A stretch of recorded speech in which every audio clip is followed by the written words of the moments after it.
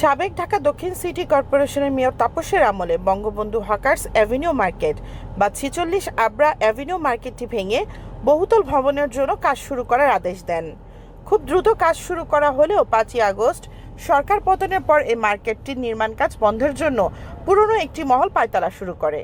কোনো রকম আইনি নোটিশ বা সিটি কর্পোরেশনকে অবগত না করে একজন এসআই এসে মার্কেটের কাজ বন্ধ করে দেয় এবং মার্কেটটি নির্মাণাধীন ভবনের মেইন গেটে তালা মারেন। এই মার্কেটটি নির্মাণাধীন অবস্থায় আশায় বুক বেঁধে মার্কেটের ব্যবসায়ীরা ব্যবসা করছেন ফুটপাতে। মার্কেটটির সার্বিক বিষয় নিয়ে কথা বলছেন মার্কেটটির সাধারণ সম্পাদক। আমি বঙ্গবন্ধু এভিনিউ হকার্স মালিক সমিতির সাধারণ সম্পাদক মোহাম্মদ বজলুর রহমান। বিগত দীর্ঘদিন যাবত এই মার্কেটে দায়িত্ব পালন করতেছি 2001 থেকে। এত বছর ধরে আপনি সেক্রেটারি, নির্বাচন হয় না? না, নির্বাচন মাঝে মাঝে কয়েকবারই হয়েছে। 3 নির্বাচনে 3বারই আমি নির্বাচনই পাস করছি।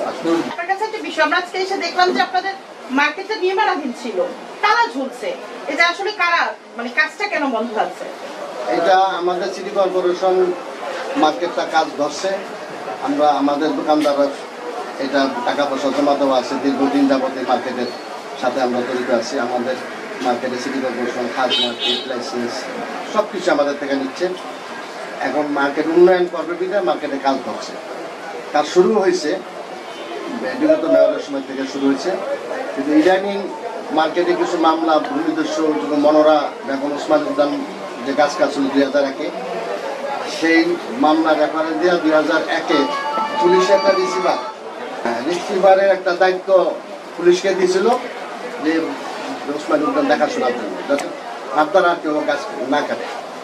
পরে সেটা ওই মনোরার বিরুদ্ধে police, IG, royal city corporation তিন পক্ষে তাদের বিরুদ্ধে মামলা করছে। মামলা করার পরে বিভিন্ন পত্রপত্রিকায় হয়েছে, পরে 14-15টা জাতীয় পত্রিকা উঠছে। ওঠার পরে সেটা মামলা সুমোটন হয়েছে। সুমোটন রুল জারি হওয়ার পরে মনোরার হাজব্যান্ড এসে খালেক, অ্যাডভোকেট খালেক, সে কোর্টে জোরাত করে মাপছে। সেখান থেকে সেটা হয়েছে।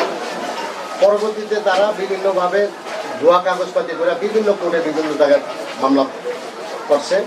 সিটি কর্পোরেশন কাজ চলা অবস্থায় তারা কাজ করতেছে, হঠাৎ করে সে ওই রিসিভারের প্রশ্ন টাইম না পুলিশ দিয়া মার্কেটের কাজটা বাধাগ্রস্ত করতেছে। এবং থানার পুলিশ, পল্টন থানার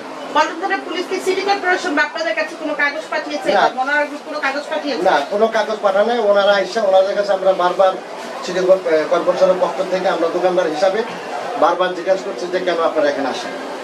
হ্যাঁ, সিটি কর্পোরেশন যোগাযোগ করেন। তারা বললো যে না, এটা আমাদের দায়িত্ব, উপরের নির্দেশ, থানার নির্দেশ, আপনারা কাজ করতে পারবেন না। এইভাবে আমাদের বাধা সৃষ্টি করে কন্ট্রাক্টারকে বিরক্ত করে এখন কাজ আপাতত থানার ওসি, পল্টন থানার ওসি হাটফাড়ির যে তন্ময় সাব ইন্সপেক্টর, ওদের দিয়ে তালা মারছে।